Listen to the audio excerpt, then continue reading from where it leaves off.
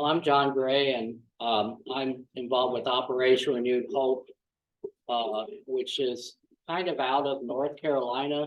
But I was going to a different church a few years ago, and the head of the organization, Jan Milton, was also teaching at the seminary missions. So he hooked me up in 2007. I went to Cambodia and I just kind of fell in love with it. But I was still working at that time. And so I'd go like every 2 years or so. But in 2020, I retired from Lee Summit West. And I read a book by Art Linkletter. And he said, don't retire, refire. To find your passion and follow it. So I'm able to work 1 day a week at the hospital as a respiratory therapist. And because of COVID, they pay me really well down there. And I just turn it right over into missions, and then the church has given me money. And so over the last few years, I've done 7 missions, pretty much funded by COVID. That's going to go away, I hear, next month. But I've been on 13 missions, and this is kind of the theme verse for Operation Renewed Hope. And Jesus went about all the cities and villages, teaching in their synagogues, preaching the gospel of the kingdom, and healing every sickness and every disease among the people. But when he saw the multitudes, and you're going to see multitudes on my pictures, he was moved with compassion for them because they were weary and scattered like sheep, having no shepherd. You know, most of the people in the world, nobody cares about them. Government doesn't care about them. Nobody cares about them except Jesus. And most of them don't know that Jesus cares about them. So the main thing is that we do is we want them to understand that we're there for them as a person. And the biggest thing is that they hear the gospel. So I'll show you how we do that. But you know, the harvest is plentiful, and there's plenty of harvest out there. Laborers are few, and so who's going to call laborers in to the harvest? You are the laborers, folks. I'm the laborer. That's, I mean, we're already called to do this. So there's a threefold thing here. Preaching, preaching, and healing. Everywhere Jesus went, he healed people. And everywhere he went, he preached and he taught. So we work with missionaries. So we've got to have a good missionary to work with. And the missionary does all the preaching and teaching, and we do the healing. And, you know, so Jesus went around doing miracles. You know what a miracle is? For 44 people to arrive on a plane in Riboalti, Bolivia, to them, you know, and they'll tell you, you know, they've for years they've had this cyst and it's just bothered them. And here comes a doctor from Chicago in and takes that cyst off of their arm or whatever. That's a miracle. Well, the first one that I went to this year was Riboalti, Bolivia. This is a map of Bolivia. We flew into Santa Cruz, and then we hopped a plane up here to Riboalti on the Madre de Dios River. And right over here is Brazil. So this is where Bolivia is. So we were right up in here on this. And this is our group. This is the church, the satellite church that they started in out in the jungles in Riboalti and in Barrio Rodan. So here I am in the front there. So this report from the director. So basically did I stay over here? That's right. Don't go any farther than that. I'm not real good at this. I'm used to walking around. So we flew into Riboalti, and the first 2 days were at the new church here. It's just a year-old church. We have 80 members.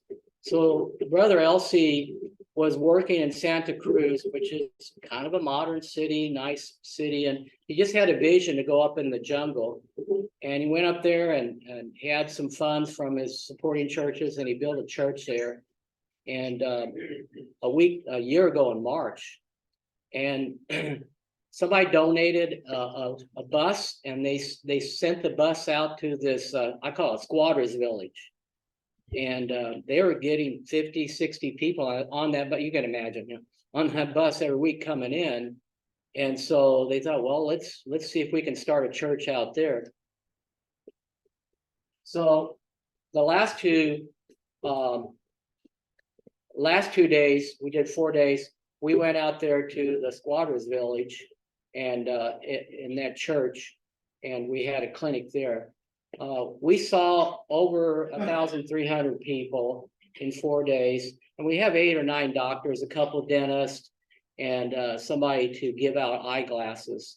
So we can accommodate that, but it's pretty busy. We're pretty tired, and they make a point to try to close down by 4 to 5 o'clock because they don't want to wear us out. But we can give good, decent medical clinic during that time, but we really are cranking them up. We saw 250 people come to Christ of that, and I'll show you what happened then. So this is from Brother Elsie. Here's Brother Elsie, Dan Jones, our director. Here's Brother Elsie. It's interesting what when God brings people along. His name, Jordan, I think. He is a mechanic at UPS, and he serviced all of their vehicles while he was there. And the couple of them, they were having a hard time getting around. It's mainly the dust down there. You got to change the air filters every month or 2 weeks or so. And so he came along. Here's Harry Gibson. Now, Harry Gibson's 75, and he's a retired dentist. Had his own, sold his business, and he goes probably 6 or 7 times a year with dentistry. You know those Sensodyne toothpaste that you donate? I'm the one to supply that. They pull a lot of teeth, but if somebody's tooth isn't too bad, they just give them Sensodyne toothpaste and a toothbrush. So that's the ministry that you have there. What else here? This is his wife. His first wife died of malaria a number of years ago. So this is his second wife. Can't think of her name again. Write these down. So here's the whole Bolivian team. So you got Brother Elsie, and then he's got an intern, the McKenzie's here. And then this is a national pastor. There's a national pastor's wife and an intern. This is Robert from Santa Cruz. This is a lady from Australia that runs an evangelistic coffee shop there in Riveralty. I wish they'd thrown the orphan director in there too. If you do those Christmas boxes, I've got him on tape. If you want to hear him on my website, he talks about how these kids just love those boxes that come out at Christmas. So it was in. Now this is what happened from Brother Elsie. So we left that site, you know, and that next Sunday they had their first service. His son preached it. He had 163 people show up to that first church service. They took 5 of them down to the river, moved everybody away that was washing clothes, and baptized them in the river that very first week. So I know what's going on in the United States, but it's in the rest of the world. There's along the equator, all the way through Africa and South America, there's a revival going on, folks. It's just amazing to see the interest in Jesus Christ along the equator in South America and in Africa. So here's the church that we had our clinic. It's an old plantain field. Now what they do, what the government does is they own the rainforest, but they allow people come in and claim 3 acres of land, kind of like the Oklahoma land rush. they clear the land, they can do whatever they want to on that land, they pay their fees and their taxes, and somebody had done this a few years ago, and they had a plantain field here. So Brother Elsie bought that plantain field, 3 acres, for $500, and then our ORH gave him enough money to this is what churches look like in the rest of the world, folks. That's right. Yeah, that's a nice one. So this is the barrio there, and you can see everybody's got about 3 acres of land. Give a little money, claim 3 acres of land, get 100 boards, throw up a shack. So that's what it looks like. You can see they go down the river to wash their clothes. So here's their dryer. This is I don't know why I don't have a picture of the main church, but this is the main church there in River Alta, where we had a clinic for 2 days. And this is the very first week. 163 people showed up at that church the very first week. It was, I mean, I have tears in my eyes just thinking about, what God did there. Mhm. So I'm just going to kind of go real quickly through how we do our things. By the way, just throw your hand up and ask a question, because I could talk forever. I'm an old science teacher. So usually what we do is we have an advanced team to get everything set up, and we show up in the morning. There's usually like 200 people been waiting all night for us, and they go. So we have people who have to do the gate. I did the gate one time. Every time I pray that I don't have to do that again. Pick a 5'6" scrawny person to. Yeah, we have a person who is there most of the time. He's 80 years old. He and his wife.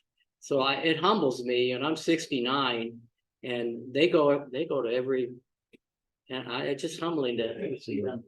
Then we register them, make sure we get their address so that they can be followed up on. And then I usually am charged of triage, not always, but most of the time, which is we take vital signs, and then I get to see everybody that goes through that clinic. I look at their papers, and I see, do they need to go to the doctor now and get on my walkie-talkie, or can they just go and sit in line waiting? Then we usually have 6 to 8 doctors, and our doctors can come from Mexico. We got 2 lady doctors from Mexico. They're pediatricians. I've had people from Australia and Norway. It's just whoever volunteers and is a strong believer. And then we usually have at least one dentist, but we have a dentist. Let me see that here. Get it right here. So we have 2 doctors from Mexico, a dentist from Honduras, a dentist and a pharmacist sisters from Peru. So it's not just exclusive US. We'll go and do a clinic like in Honduras a few years ago, and there was a dentist at the church that Brother Jones was preaching at, and she volunteered. Now she goes like on every other trip. So it's not just US, it's just whoever is a strong believer. Okay, so then we give out eyeglasses, and I'll show that to you here in a little bit. Now, once they've seen at least 2 of those, or 1 or 2 of those different areas, then they take their prescriptions and they give them to a pharmacy, and then there's either a preaching service or a one-to-one evangelism that goes on in between the clinic and the pharmacy. So they don't get their medicine until they've heard the gospel. And everybody gets 30 days of vitamins. So I take bottled vitamins with me. Everybody gets at least 30 days of vitamins, sometimes worm medicine. And then the doctors will prescribe. So we have to take all that with us. Like I take the toothpaste, but there are people that have bags of medicines that they take with them. The dental chair folds up into a suitcase, and also the suction equipment. All that we take in with us. It's very hard to find anything locally, and it's more expensive usually for medicines in Bolivia than it is the United States. We have people that have to do crowd control. That's just getting people where they need to go. And then we also have some security. We usually hire some of the local police. We give them free clinic and give them some money. And it was funny in Uganda to see the local police with their little skinny billy clubs that they allow them to have. That's all they had. I was like, I'm not sure that would scare me away. So the first thing we do, usually we get there, leave Saturday, get there Sunday, and then Monday we'll set up our 30 days of vitamins and all our different little sacks of things. So this is me. This Dr. Durst is our head doctor. This doctor and Dr. Mrs. Kay from Chicago. He's a surgeon. She's a pediatrician. These are her kids, and a niece that come along every so often. So he does some minor surgery along the way. Okay, so the first thing they do is they go through registration, and basically we take about anybody who wants to come along, and they just got to be able to write in English what the translator tells them. So what's your address? What's your main complaint? Who would you like to see? All that. So they go through registration, like anybody here can do that. All right. I should have had the teens up here and look at. All right, so this is what I do. I usually run triage. Sometimes they'll just give me medical students. This is an EMT, an actual nurse, and just a teenager. They have a boot camp where they train teenagers to do vital signs and to do crowd control and different things. So we'll bring teenagers along. This is in the main church in Riveralty. This is kind of, I'm the older gentleman in the background, making sure everything runs right.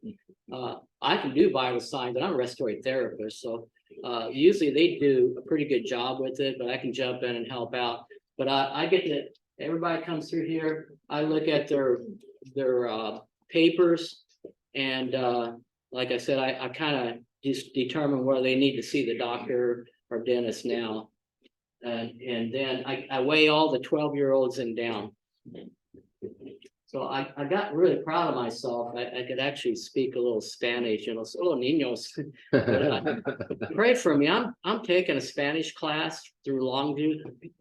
It's hard. I mean, I was like, I got a master's degree in science education, but I'm struggling with the Spanish. But I hope my goal is to go on these trips and be able to converse. So usually the Spanish speakers and I kind of practice on each other. They practice English on me. I take my Google Translate out and practice my Spanish on them. So there's Dr. Pay doing a little minor surgery.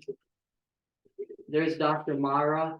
He's right on the border of Mexico and Texas. And then you can see we kind of follow them through here. People are waiting here, and the next person up gets to see the next doctor. But she's a pediatrician, so we kind of funnel them in.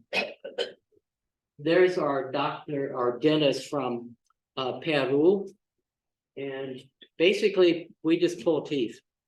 And then we give fluoride treatments. Every kid gets a fluoride treatment. There's enough teeth to pull that we usually don't have time to do anything else. However, in Albania last year, they didn't want to see the dentist. They want to see the eye doctor because it's $500 for eyeglasses in Albania. So we had a lady come on the bus and just thank us, but she had not been able to see clearly for 20 years. And she, it's just, that's worth the trip right there to put a 70-year-old that's never had glasses, put glasses on and see the expression on their faces. It's worth the trip. So this is our eyeglasses. And let me mention again, if you got eyeglasses just laying around home, take them to Walmart, to the eye center, and there's usually a box there. just put them in there. They'll ship them to Dallas, and the Lions Club will figure out the right prescription for that. They'll put them in a box. So each of these boxes back here has a certain prescription on it, and we have those. I don't know what they call them. The first thing when you go see the eye doctor, you're looking at. They pretty much know what you need for a prescription just by looking in that. But we don't have the, hey, look at this, look at that. We just said, put these on. Does that work for you? Auto refractor. And this is pharmacy. So all of this, you kind of organize that first day. And then we have usually a pharmacist or at least a nurse who knows what she's doing that runs the pharmacy. So they go to evangelism.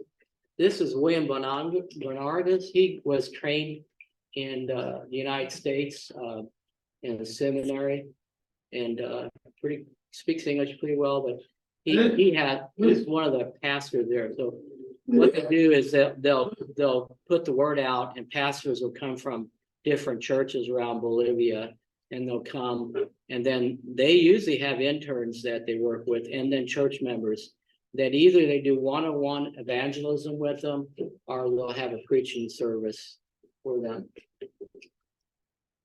This is crowd control. So I was out here on the outside doing triage, and let's say hombre azul. That and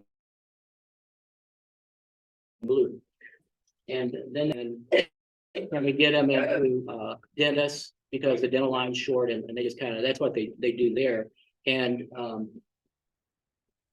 they also kind of help the feeble people around and so on. One of those guys is security. He just walks around and makes sure everything's fine. The big security issue is right at the gate. That's where we like to put the policemen, because for the most part, people are, next in line come, but not so in Albania. I'm just saying. All right, so I just got back 2 weeks ago from Uganda. So I flew in to the airport here. Here's the capital, Kampala, but south of it is Entebbe. If you go along Lake Victoria, down to Masaka, that's where Keith Stensis has his main compound. And so right before Masaka, about right in here, is Nabawango. And that's one of his 34 churches. So he went in the mid-1990s, and I asked him 2 years ago how many churches he started. 34. You see, there's a revival going on, along. We're right along the equator. Just follow the equator around the world, and there's a revival going on there, folks. So here's Uganda, right here. So I'll tell you my story. So I flew into Brussels, and the plane was late into Brussels because it had to do with a flock of birds and the plane hitting them. They scattered them all over the runway. So we got into Brussels late, so they said, well, we'll have to reschedule you, and we're going to send you through Cairo, Egypt. I sent that to my family, my son. He says, oh, that's not a good place for Americans to be right now. I could just see my wife's blood pressure. And so I had to wait 6 hours, and the plane from Brussels to Cairo was late. So I got to Cairo, and they already had tickets for us to rush over to another gate and fly to Addis Ababa, Ethiopia, and then from there to Uganda. Well, there were 21 of us that missed that flight to Entebbe. Guess what ministry I had? So one of them, I was in Cairo, and I was just, so jet lag. And this guy from Sudan came up and said, can I help you? and his name is Mohammed. And I know Sudan because I had when I coached soccer in South Korea, I had the Sudanese ambassadors' sons on my soccer team and in class. So I know all about Sudan. So we got talking about Sudan, and then we kind of compared Islam, and they have such a false view of Jesus Christ, you know. So I was able to give them a Gospel of John and ask him to read it, and I think maybe the reason that I got rerouted was for those 21 people that I followed. So we flew into Cairo, and then we flew to Cairo to Kampala. I got in there 12 hours late. I think the luggage didn't make it on the plane in Cairo.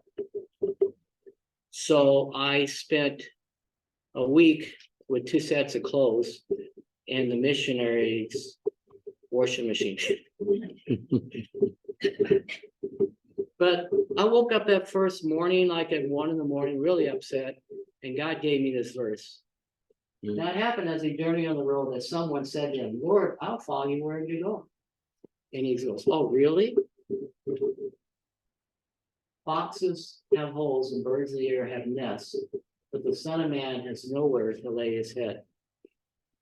I wonder how many sets of clothes the disciples had. I wonder how often they got washed. And you know what I see in the life of the disciples? They had no idea what was going to happen tomorrow. They just got up and Jesus said, "We're going here." "Oh, well, give us a plan. No, just follow me. You know, you willing to just sleep on the ground tonight? Oh, your clothes are dirty. Well, we'll get to that. Well, we're going to have our food. It'll show up. You know, and God said, "Are you willing to live that kind of life as a disciple of Jesus?" And we're awful baby here in the United States. You know, I bet everybody here has a bathroom, running water, and electricity. Most of the people I see, they don't have any of that. They may live in a mud hut with a thatch roof, get up in the morning, take their 5-gallon jugs and go, you know, a mile to the well to get the water. But they're happy. I come back from these countries and just seems like everybody in the United States is griping about something. That's right.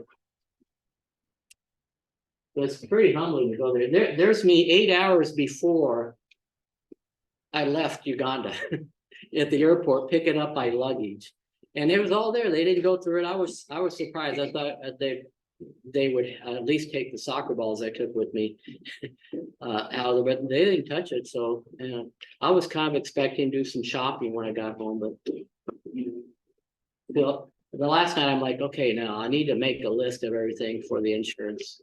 And I woke up in the morning, Keith says, "Hey, we got a call, your luggage is here." It's like, my happy dance. So this is a report from the director. Oh, I got into Uganda 12 hours late. So it's not like, hey, I'm just there late. There were 42 people waiting for me, but they put them on the buses and sent them on to Masaka and to Keith's compound there. But Keith stayed over and watched me nod all the way too. I probably had 5 hours of sleep in 2 nights. So we saw about I think more like 1,200 people in 3 days. Because in Nabawanga, we thought, well, you know, it's off the beaten path, about a mile down the road. About the last quarter mile, you do an African massage. It's what they call it, on that 1-lane dirt road down on the bottom of the hill there. And it was 1:20 on our last day of clinic. And I looked up there and there's still 300 people in line. And Dan goes, you know, I just can't turn them away. So we took some nurse practitioners, set them out there, and we did quick checks on them. You know, if they were really bad, we sent them into a doctor, but we just did quick checks on them.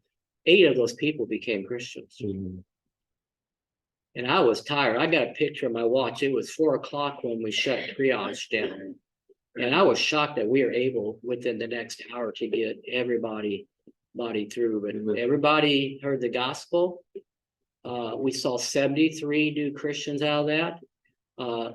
Innocent, the pastor, said that some of them came from 30, 40 miles away. And so it's going to be a little bit of a hard follow-up. Hopefully some other churches will help out for some of those people. So there's our group there. There's Keith Stensis, the main missionary there in Masaka. There's Innocent, the pastor of the church. There's also a Christian school. In 3 years, they're up to 265 students in that school. So they've been trying to build on, because they'll meet right out in the field. Oh, where's my classroom today? I'll see all the benches over there. We'll give you a chalkboard. And so there's my team. Got a couple of translators. Robert's a really strong Christian. I really enjoyed fellowship with him. He's basically a English language teacher there in Masaka. And then there's Isaac. And then again, I had 3 nurses with me. 3 nurses, an EMT, and then this is one of our teenage volunteers. He was a grandson of Jan Milton. Great people to work with.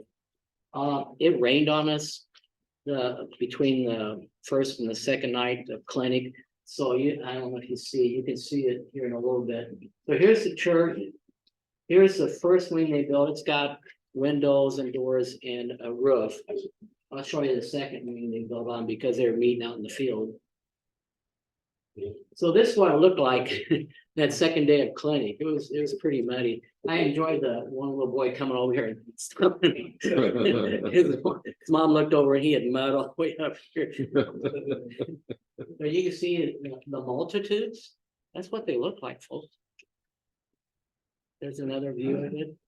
I mean, the Nabalongo's up here. This is a good half mile down the road, down this 1-lane road, and they're back up, way back up in there. And of course, we have policemen here, and Don, the 80-year-old, he's at the gate. So part of the wall fell down. I don't know if you can see, this is the wall. This is the roof that they use. They throw tarps on top. And that's what the similar to the window. So this is Sharon Rosai. She's 80 years old, but her specialty is she's an OBGYN nurse. So we always like to have an OBGYN. So about a third, maybe half the clinic is women and children.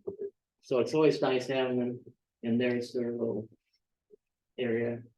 There I am trying to figure out how to fix this, how to put this this scale together. You got to have the right weight for kids, because you can't give them an adult dose. And there's Dr. Gibson. They're doing a little. This is Dr. Rowe, 2 dentists that are basically pulling teeth. I worked with a dentist one time. I'm glad they put me on triage. When he pulled that first tooth, I've seen about anything in a hospital.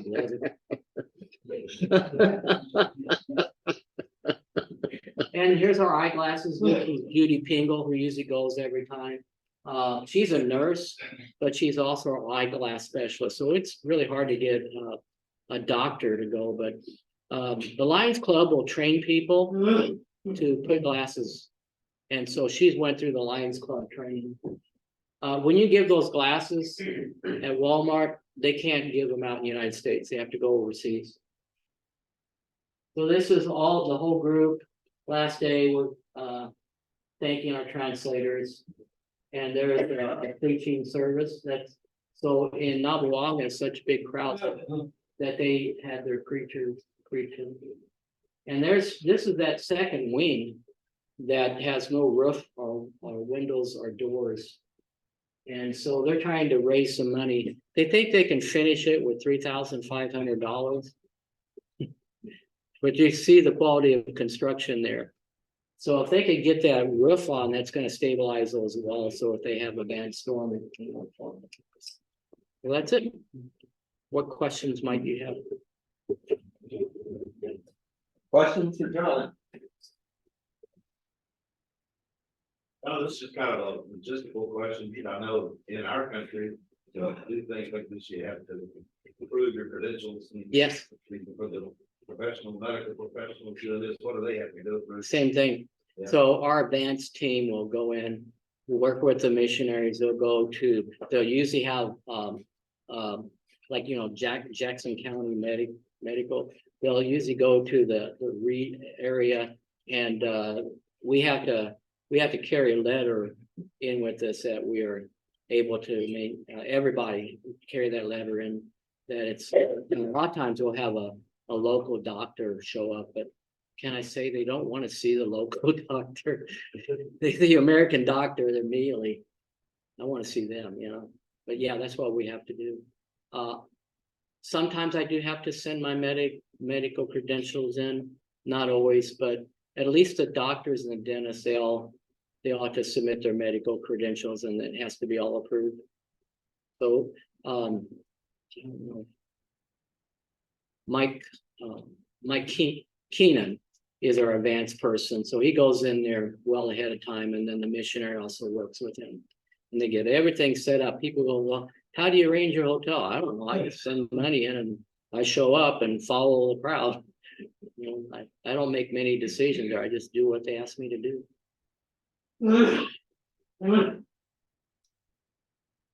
All right, well, I bet there's a lot more questions, but we run out of time. You talk too much. Yeah. No, you did a great job.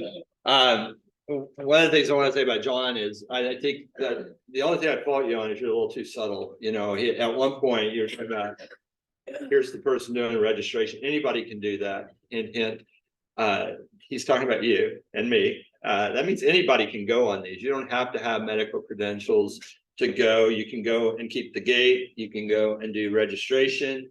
You can go and help with the crowd control. And the other thing that stood out to me is he talked about, we have teenagers that come and do this, but how many people did you talk about that were older than you? Yeah. So you say, well, I'm too old to do that. No, you're not. You're retired. You got nothing to do, right? I know you retired folks have a lot to do. I'm just joking, but seriously, to give a couple weeks of your time to go and help with this, I think especially if you've never been on a missions trip, what an exciting way to see that it is very different in other parts of the world, to tweak your understanding as to why people are streaming into our borders, because we have, even when we have difficulties getting healthcare, we have greater access to healthcare and things like glasses and things like that than almost any place else in the world. And so anyway, we could take this right into the next hour, but we need to have you back again. The last couple of years, we have, as a church, voted some money out of missions to help John to go on one of his trips. If you'd like to help him individually, you can certainly do that. And when he plans his next set of trips next year, then he'll be letting you know through, he's on Facebook, you can follow him there, but we'll be letting you know as well, because it's a very worthwhile way to donate. One more thing, and then we're going to dismiss. If you know somebody that, and I say this as Christina walks by, that has medical training,